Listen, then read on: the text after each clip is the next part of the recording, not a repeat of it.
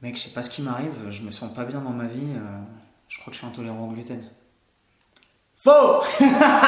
Salut les soldats, merci de vous être arrêtés sur cette vidéo et bienvenue sur Strong and Fit by Antoine et dans cette nouvelle vidéo des Nutri Jeudi. Aujourd'hui, je suis de retour avec mon meilleur pote Nevin de fitnesslogic.com pour vous parler de quelque chose qui me tient à cœur depuis longtemps et d'un thème que j'avais envie de vous traiter en vidéo depuis des lustres, qui est le gluten, la réalité du gluten, le mythe du gluten, l'intolérance au gluten. Qu'est-ce que le gluten? Pourquoi se méfier du gluten? Bref, le gluten, tout ce que vous avez toujours voulu savoir sur le gluten sans jamais oser poser la question. On est là aujourd'hui tous les deux, Nevin et moi-même, pour vous apporter des réponses. Nevin, sans autre forme de procès, qu'est-ce que le gluten? Alors, le gluten, c'est simple, c'est une famille de protéines. Les deux protéines principales qui forment le gluten sont la gluténine et la gliadine. C'est généralement la gliadine qui pose problème en termes d'intolérance au gluten. Et le gluten, c'est ce qui confère aux pâtes cet aspect gluant et élastique qui est très apprécié par les boulangers. Ok, donc du coup, on retrouve du gluten virtuellement dans toutes les pâtisseries, tout ce qui est à base de farine, tous les aliments industriels, tous les plats préparés, dans tout ça? Effectivement, on va retrouver du gluten dans tous les aliments de l'alimentation quotidienne et généralement transformés. Donc, comme tu as dit, tout ce qui est à base de ces farines. D'accord. Et on peut même retrouver du gluten dans des tranches de poulet déjà préparées. Ah, tu veux dire que les industriels se servent du gluten qui réinjectent dans certaines préparations pour les rendre plus appétissantes, améliorer la texture et ainsi de suite? Oui, en fait, c'est inclus dans certains additifs. D'accord, donc on l'a dans les composés à base de farine et toutes les pâtisseries et tout ce qui a une pâte, mais aussi dans certains aliments parce qu'il est rajouté sous forme d'additif. Ok, d'accord. Donc ça, c'est la réalité, mes soldats, du gluten. Qu'est-ce que le gluten? Scientifiquement parlant, chimiquement parlant, le gluten, c'est ça. Est-ce que c'est mal? Ça va dépendre du contexte. Pour l'instant, c'est simplement, vous le savez, un composant organique de certaines farines, notamment le blé, l'orge, le seigle, les poudres, et ainsi de suite. Maintenant, Nevin, j'aimerais qu'on déconstruise un peu le mythe de la communauté qui doit avoir peur du gluten. Qu'est-ce qui se passe avec les gens qui sont allergiques au gluten, intolérants au gluten? Qu'est-ce que la maladie de cœliaque? Parle-nous un peu de ces différentes catégories. Alors, premièrement, on a les personnes qui sont allergiques au gluten. Deuxièmement, on a les malades cœliaques, qui est en fait une maladie auto-immune, où le système immunitaire va détecter le gluten en tant qu'envahisseur extérieur et va venir en fait détruire les parois de l'intestin. Tu veux dire que ces gens-là, à chaque fois qu'ils ingèrent du gluten, leur système immunitaire leur dit que leur propre flore intestinale est un ennemi et qu'il faut qu'ils la détruisent? En quelque sorte. Ouais, donc c'est hyper problématique pour eux. Donc pour ces gens-là, pas de gluten du tout? Du tout. Ok, d'accord. Pour pas vous faire paniquer, il faut savoir que ça représente à peu près 1% de la population. D'accord, donc c'est assez marginal. Okay. Bon, du coup, on a les gens qui sont allergiques au gluten, allergie avérée. On a les gens qui sont malades cœliaques. Et on a donc cette troisième catégorie qui est un peu plus floue, qui sont les gens qui sont intolérants au gluten. Voilà, alors ça va englober la grande majorité des gens qui ont des pathologies ou des syndromes qui sont liés à la consommation de gluten. Mais je pense qu'il faut mieux parler d'intolérance au blé. Parce qu'il y a d'autres facteurs problématiques, dont les FODMAP. Alors, mes soldats, les FODMAP, pour pas commencer à vous embrouiller avec des termes techniques sortis de l'autre monde, FODMAP, c'est un acronyme anglais qui veut dire fermentable, oligosaccharide, monosaccharide, disaccharide, N-polyol. C'est tout simplement des glucides à chaîne relativement courte, c'est-à-dire que les chaînes glucidiques, les molécules de glucose entre elles sont relativement restreintes et c'est ça qui, dans l'alimentation, généralement, crée des intolérances et des gènes au niveau digestif et au niveau immunitaire. Voilà, en gros, l'idée, c'est que les gens qui pensent être intolérants au gluten, la plupart du temps, sont intolérants ou dérangés en termes digestifs et immunitaires par des trucs qui sont un peu liés de façon causale au gluten, mais qui ne sont pas du gluten, comme les FODMAP par exemple. Il y a une étude dont tu me parlais qui a été conduite sur 37 personnes. Dis-moi, raconte-nous. Alors en fait, c'est une étude qui a été faite sur un certain nombre de personnes qui étaient auto-déclarées intolérantes au gluten.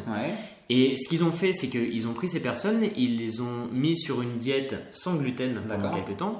Et ensuite, ils ont réintégré du gluten, mais sans le blé et les autres céréales problématiques. Donc en gros, ils ont enlevé de leur alimentation quotidienne tous les produits industrialisés qui contenaient du gluten, mais tous les produits industrialisés qui consommaient en quantité importante. Et ensuite, ils ont réinjecté simplement le gluten en continuant à enlever tous les produits industrialisés. Et du coup, ils se sont aperçus que les syndromes d'intolérance au gluten avaient disparu. Voilà. En fait, ce qu'ils ont fait, c'est qu'ils ont juste réintégré des protéines de gluten pour voir si les syndromes et les pathologies qui étaient liées à ce que les personnes avaient déclaré, D'accord. se retrouvaient. D'accord. Et ils ont vu que c'était pas le cas. Donc ils ont vu que l'intolérance n'était pas une intolérance en fait au gluten, mais à tous les produits qui étaient généralement associés dans notre consommation courante au gluten. Exactement. D'accord, ok. Du coup, on peut déduire que on ne parle pas forcément d'intolérance au gluten, mais D'accord. plutôt d'intolérance au blé et aux différentes céréales. D'accord.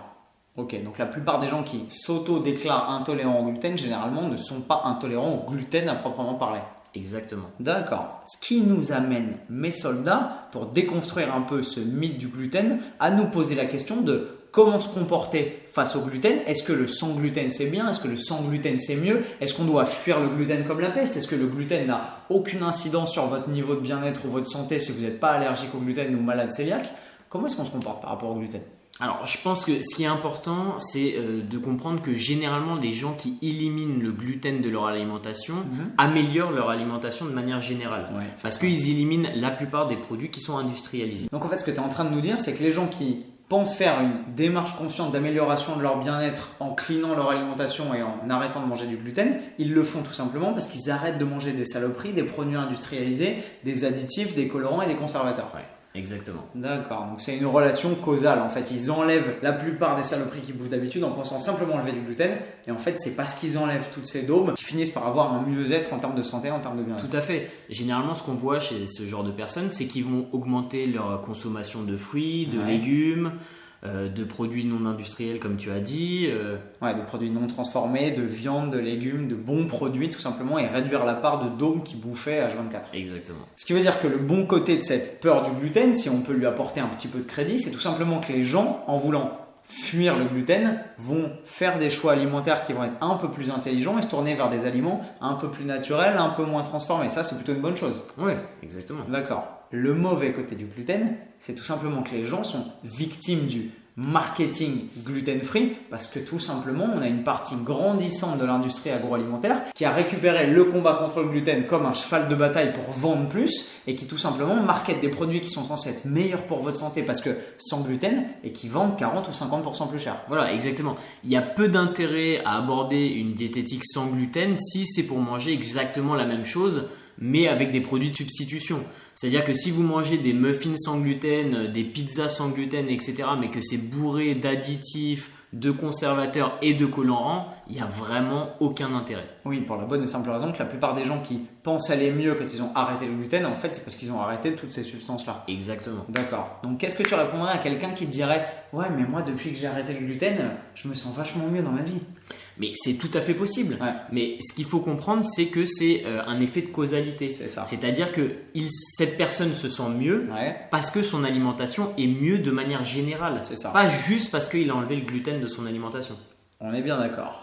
Mes soldats, j'espère que grâce à cette vidéo, vous arrivez désormais à y voir plus clair sur le mythe et la réalité du gluten dans vos vies et dans votre alimentation. Si c'est le cas, laissez-moi un petit commentaire juste en dessous des pouces bleus de la vidéo. Je vous mets aussi dans la description de la vidéo la fameuse étude dont Nevin nous a parlé sur les 37 personnes qui étaient auto-déclarées comme intolérantes au gluten et qui finalement se rendent compte que c'était pas le gluten qui était vraiment la problématique de leur alimentation. Et si vous voulez en apprendre plus, je vous invite à cliquer sur le lien en dessous et vous rendre sur fitnesslogic.com. Tout simplement pour lire l'article qui présente en détail écrit de la super main de mon meilleur ami Nevin et qui vous explique qu'est-ce que le gluten, comment s'en prémunir, comment s'en méfier et comment l'intégrer de façon intelligente, raisonnée et avec du recul dans votre alimentation de tous les jours. Et pour ceux mes soldats qui voudraient vraiment comprendre comment structurer une alimentation intelligente absolument sans gluten et la meilleure façon d'y parvenir, ton article comporte une deuxième partie qui est très pratique pour pouvoir répondre à cette question. Voilà, vous pourrez trouver en fait un deuxième article, la partie 2, qui est comment aborder un régime sans gluten, qui vous donnera les différentes clés afin de le faire de manière intelligente. Génial. Et quant à moi, mes soldats, je vous retrouve comme d'habitude, vous le savez, avec le sourire demain matin, 6h du mat, plus malin, sur Trending Fit by Antoine pour une nouvelle vidéo, plus fort et plus fit. Bam!